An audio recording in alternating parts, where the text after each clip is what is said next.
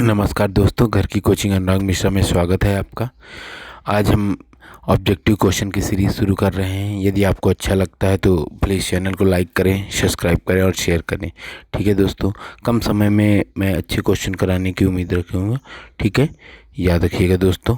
ठीक है, देखिए सबसे पहला क्वेश्चन, हाइड्रोजन बम किस अपक्रिया पर आधारित, तो याद रखना हाइड्रोजन बम किस आधारित पे, मतलब हाइड्रोजन जो बम होता है वो किस अपक्रिया पे आधारित है, तो याद रखना नाभिकीय संलयन पे आधारित है। ठीक है, परमाणु बम किस अपक्रिया पर आधारित है, तो याद रखना ये मतलब संलयन मतलब दोस्तों जुड़ना होता है, और याद रखना परमाणु मतलब विखंडन मतलब टूटना होता है। तो नाभिकीय विखंडन पर परमाणु बम और हाइड्रोजन बम नाभिकीय संलयन पर। ठीक है, रडार का आविष्कार किसने किया था, तो याद रखना टेलर जी ने। ठीक है, अल्बर्ट टेलर ने। रडार का आविष्कार किसने किया था, अल्बर्ट टेलर जी ने। ठीक है, अगला देखिए दोस्तों, न्यूट्रिनो की खोज किसने की थी, न्यूट्रिनो की खोज किसने की थी, तो याद रखिएगा ये खोज पाउली ने की थी। किसने की थी, पाउली ने। न्यूट्रिनो की खोज किसने की थी, पाउली ने। एक क्वेश्चन को दो बार बता रहा हूँ मैं दोस्तों।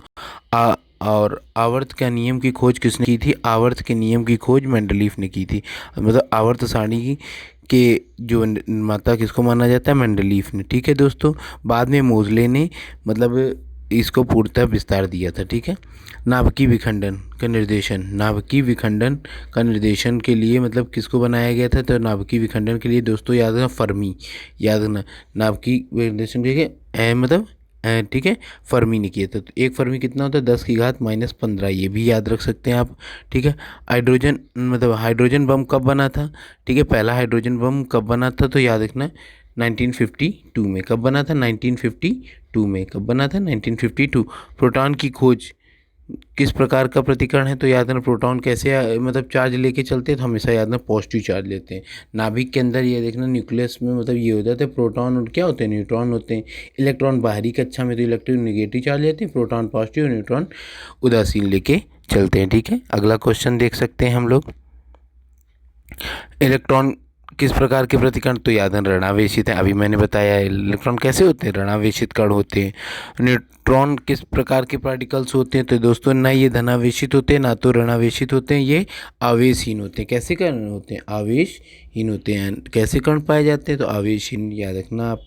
ठीक है, अगला हाँ, परमाणु बम का आविष्कार किसने किया था, परमाणु बम का आविष्कार ऑटो हन ने। किसने किया था, ऑटो हन ने। ठीक है, प्रथम परमाणु बम कब बनाया गया, तो याद रखना 1900, परमाणु बम 1945 में बनाया था। ठीक है, आप याद रखना। हाइड्रोजन बम 52 में और ये 45 में। ठीक है, इलेक्ट्रॉन की खोज, इलेक्ट्रॉन की खोज किसने की थी, तो जे थॉमसन ने। देखिए कहीं कहीं इलेक्ट्रॉन की खोज क्या है, किसने की थी, तो जे थॉमसन, आप याद रख सकते हैं, थॉमसन से याद रखते हैं। ठीक है, उसके बाद प्रोटॉन की खोज किसने की थी, प्रोटॉन की खोज किसने की थी, तो गोल्डस्टीन ने। किसने की थी, गोल्डस्टीन। ठीक है, याद है दोस्तों, गोल्डस्टीन ही लगाना पड़ेगा आपको पेपर में ऑब्जेक्टिव में, क्योंकि एनसीईआरटी के डाटा के हिसाब से मैं बता रहा हूँ आपको। ठीक है, इसके बाद 15 नंबर, न्यूट्रॉन की खोज किसने की थी, न्यूट्रॉन की खोज किसने की थी, तो चैडविक ने। किसने की थी, चैडविक ने। न्यूट्रॉन की खोज किसने की थी, चैडविक ने। ठीक है, पोलियो का टीका किसने किया था, तो जॉन सॉल्क ने। किसने, पोलियो का टीका किसने बनाया था, जॉन। डायनामाइट का आविष्कार किसने की थी, तो अल्फ्रेड नोबल। डायनामाइट की आविष्कार किसने किया था, तो अल्फ्रेड नोबल। ठीक है, पॉजिट्रॉन किसकी, पॉजिट्रॉन की खोज किसने की थी, तो याद रखना पॉजिट्रॉन की खोज किसने की थी, तो याद रखना एडरसन ने। याद रखना। ठीक है दोस्तों, पॉजिट्रॉन किसके किस प्रकार के पार्टिकल हैं, तो ये भी बताइएगा आप हमें। ठीक है, कमेंट बॉक्स में। ठीक है, उसके बाद निम्नलिखित में से वेदन क्षमता सबसे अधिक किसकी होती है, तो याद रखना अल्फा बीटा गामा 3 किरणें होती हैं, जिसमें से गामा की सबसे ज़्यादा वेदन क्षमता होती है। ठीक है, टेलीफोन का आविष्कार किसने किया था, तो याद रखना टेलीफोन का आविष्कार किसने किया था, तो ये बता दीजिए हमें। टेलीफोन का आविष्कार किसने किया था, ग्राहम बेल ने। किसने किया था, और मार्कोनी ने रेडियो का, गैलीलियो ने दूरबीन का, और याद रखना थॉमस अल्वा एडिशन। ठीक है, ये याद है। सोलर सिस्टम, सोलर सिस्टम किसने शुरुआत की थी, सोलर कैपलर ने। ग्रहों का गति का नियम किसने दिया था, सोलर सिस्टम जो हमारा बताया था वो किसने बताया था, कैपलर ने। ठीक है, और याद रखना नाभिकीय विखंडन में ट्रिगर क्या होते हैं, तो याद रखना नाभिकीय विखंडन में जो ट्रिगर का काम करते हैं वो न्यूट्रॉन्स होते हैं। न्यूट्रॉन्स की ही बमबारी के रूप कराई जाती है। किसकी कराई जाती है, न्यूट्रॉन्स की बम। क्वांटम सिद्धांत का प्रतिपादन किसने किया था, तो याद है मैक्स प्लैंक। ठीक है, प्लांक ने, मैक्स प्लांक ने किया था। ठीक है, अगला, रेडियोधर्मिता का आविष्कार किसने किया था? रेडियोधर्मिता का आविष्कार किसने किया था? हेनरी बैकुरल ने। किसने किया था? हेनरी बैकुरल ने। किसने किया था? Henry Becquerel.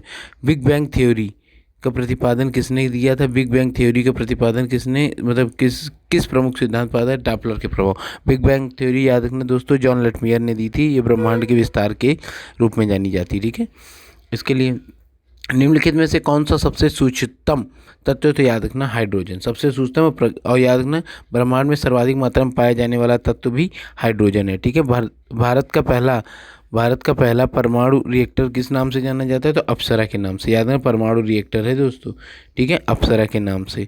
अगला क्वेश्चन, इलेक्ट्रॉन पे आवेश का निर्धारण किसने किया था? ठीक है, और इलेक्ट्रॉन पर आवेश का निर्धारण किसने किया था? इधर देख लीजिए। ठीक है, मिलीकॉन ने। किसने किया था? तो मिलीकॉन से। आप याद रखना दोस्तों, मैंने एक एक क्वेश्चन को कंफर्म कर दिया है, मैं चेक करके लाया हूँ तभी आपको बता रहा हूँ वैसे। ठीक है, फिर भी कोई डाउट होता है तो आप कमेंट सेक्शन में हमें बता सकते हैं। ठीक है, याद रखना। अब परमाणु में अव्यवस्थित सबसे हल्का कण कौन सा होता है? तो परमाणु में सबसे अव्यवस्थित हल्का कण के रूप में पाया जाने वाला पार्टिकल इलेक्ट्रॉन होता है। कौन होता है? इलेक्ट्रॉन। बाहरी कक्षा में निगेटिव चार्ज के साथ चक्कर लगाता है। ठीक है, लकड़ी की आयु पता करना। आप किसी भी लकड़ी की आयु को पता करने के लिए आप कार्बन 14 का प्रयोग कर सकते हैं। किसका प्रयोग कर सकते हैं? कार्बन 14 का प्रयोग कर सकते हैं। किसका प्रयोग कर सकते हैं? कार्बन 14 का प्रयोग है। पॉजिट्रॉन किसके प्रतिकरण होते हैं? पॉजिट्रॉन किसके प्रतिकरण होते हैं? तो इलेक्ट्रॉन के। पॉजिट्रॉन किसके होते हैं? अभी मैंने पूरा में पूछा था, ये मतलब इनके इलेक्ट्रॉन के मतलब एक बेटे के रूप में जाना जाए तो पॉजिट्रॉन को जाना जाता है। ठीक है, ऐसे याद कर सकते हैं आप। पृथ्वी की आयु, देखिए दोस्तों, पृथ्वी की आयु जो है यूरेनियम। यूरेनियम कौन सा यूरेनियम? यूरेनियम 235। कभी कभी ये भी एग्जाम में पूछ लेते हैं। ठीक है, इसके बाद और 33 नंबर देखते हैं, गामा किरणों की खोज किसने की थी? तो गामा किरणों की खोज किसने की थी, ये हमें बताइए। गामा किरणों की खोज किसने की थी? तो पाल विलार्ड ने। किसने? पाल विलार्ड। जीवाश्म की आयु का निर्धारण किसके लिए होता है? जैसे दोस्तों जो कंकाल वंकाल मिलता है, इसका निर्धारण किसमें? मतलब रेडियो कार्बन की रेटिंग के रूप में। ठीक है, याद रखना ए नंबर ऑप्शन नंबर कौन सा? ए नंबर है।